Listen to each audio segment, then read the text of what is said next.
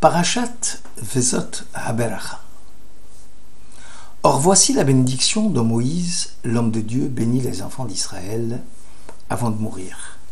Il dit : L'Éternel est apparu du haut du Sinaï, a brillé sur le Séhir pour eux, s'est révélé sur le mont Paran, a quitté les saintes myriades qui l'entouraient dans sa droite, une loi de feu pour eux.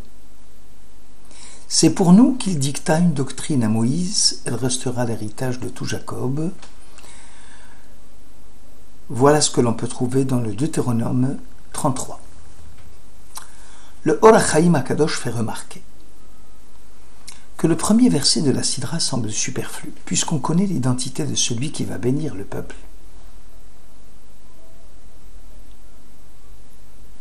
De plus, la précision concernant la mort du prophète est-elle fortuite ?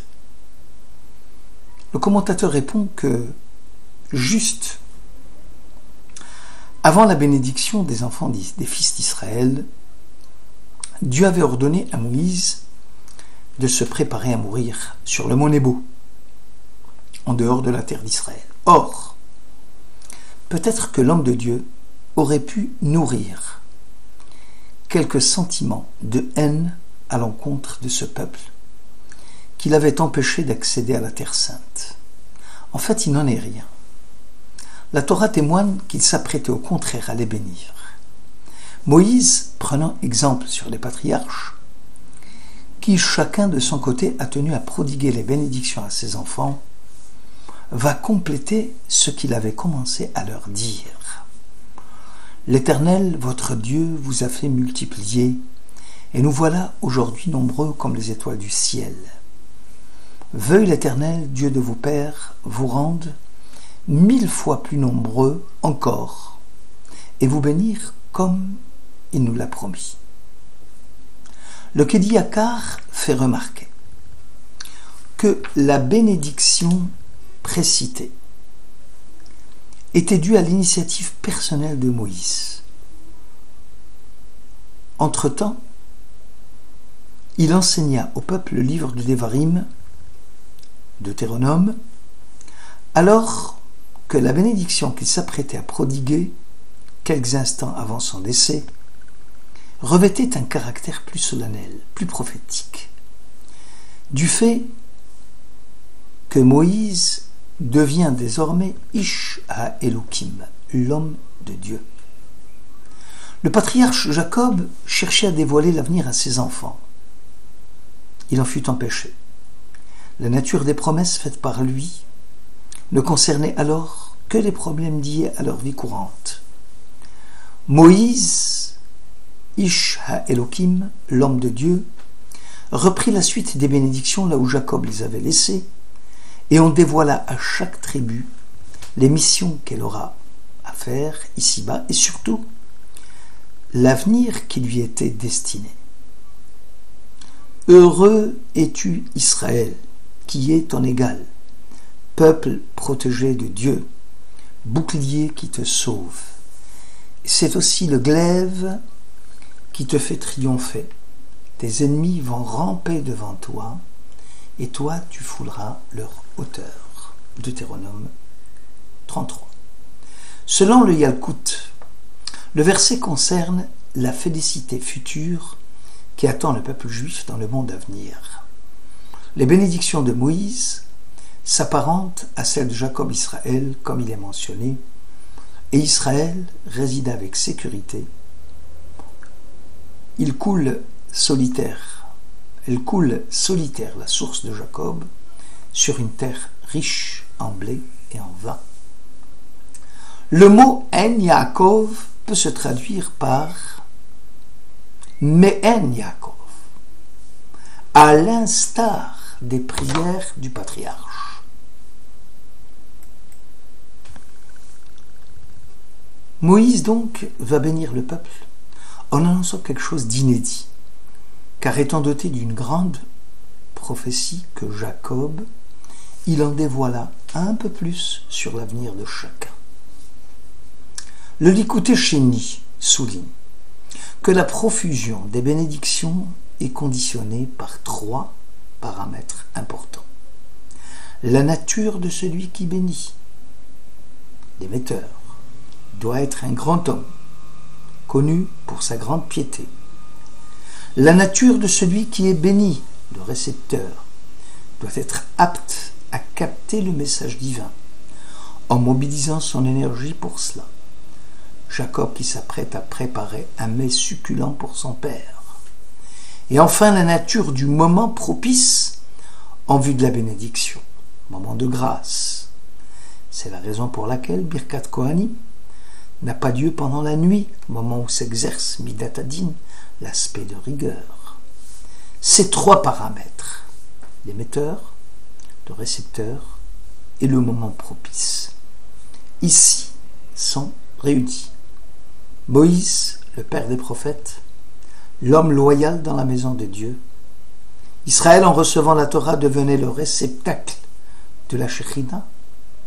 Enfin, la proximité de la mort du prophète, selon le Zohar, sur Vaïchi, confère à ce moment une dimension spirituelle supplémentaire.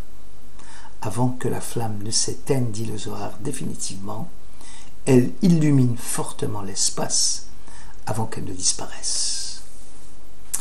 Moïse, en rappelant le mystère de la révélation du Sinaï, fait allusion au Midrash qui raconte que Dieu fit le tour des nations leur proposant la Torah.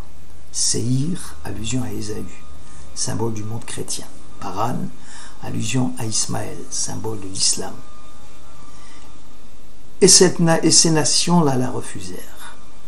Le Keli Yakar soulève plusieurs questions. Pourquoi Dieu est apparu du haut du Sinaï et non des cieux?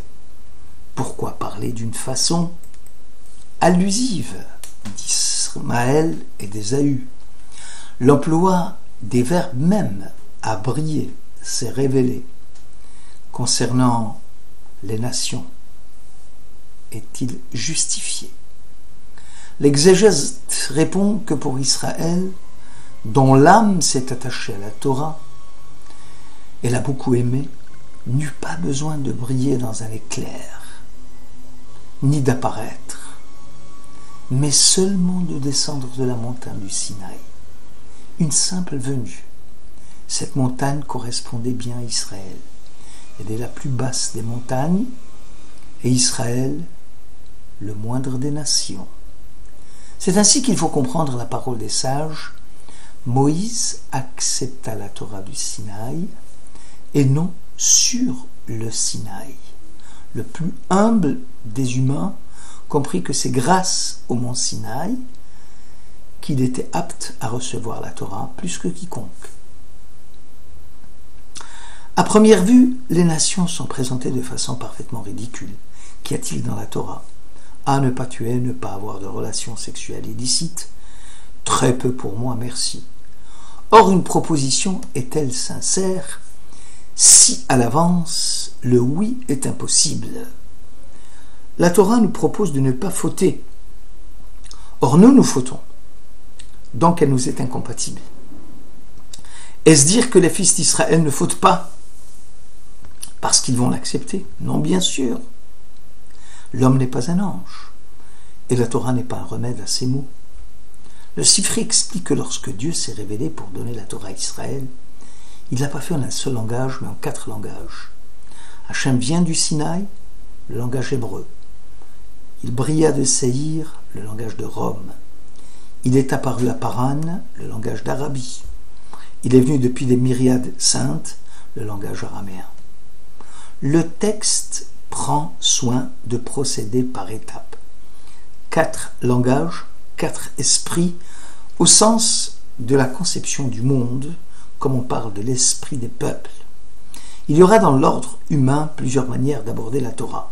Plus exactement, plusieurs manières d'être abordée par la Torah. À chaque fois, c'est sous un angle particulier que la Torah nous interpelle. Et ce point précis, sensible, peut devenir caractéristique chez tel ou tel individu ou chez telle ou telle nation que d'autres aspects. L'invitation de la Torah est pour réparer la tendance fâcheuse de telle ou telle inclinaison humaine. Les nations, en refusant la Torah, renoncent à ce que la Torah puisse venir soigner tel ou tel aspect de leur personnalité. Ce serait trop difficile. Pour Israël, la Torah lui est destinée parce qu'elle a visé juste. Elle met en évidence nos imperfections et tente d'y remédier.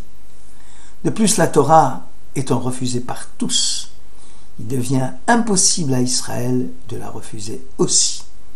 La reconnaissance de la Torah devient incontournable. Si Israël la refuse encore, alors il ne restera plus rien. La Gemara Avodah Zarah reprend ce verset et le commente ainsi. Dans les temps à venir, Dieu posera sur sa poitrine un Sefer Torah et s'écrira que celui qui s'est préoccupé d'elle vienne et prenne son salaire. Rome se présentera. Dieu leur demandera « De qui vous êtes-vous occupés ?»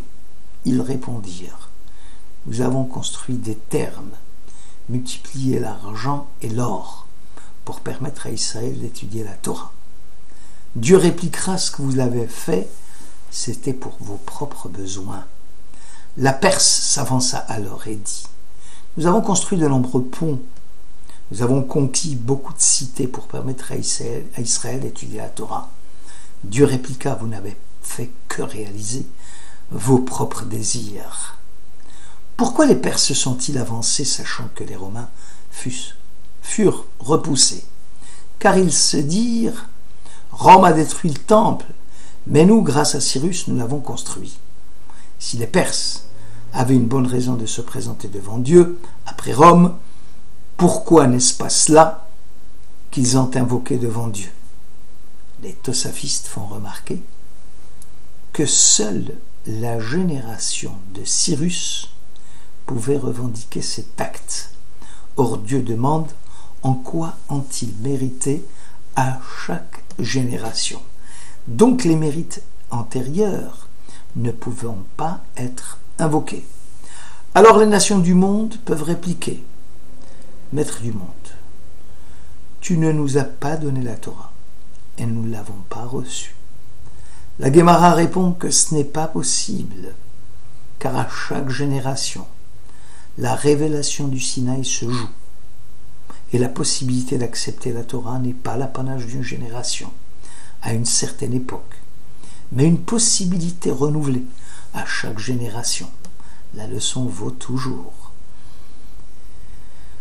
Hachem questionna chacun et questionnera chacun, juif et non-juif. En quoi a-t-il réussi à se préoccuper de la Torah? À chaque génération, il demandera « Qui d'entre vous a parlé de la Torah ?»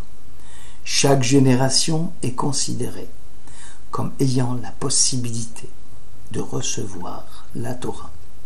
Ce n'est pas avec vos pères que le Seigneur a conclu cette alliance, mais avec nous-mêmes, nous qui sommes aujourd'hui tous vivants. Deutéronome 5, verset 3.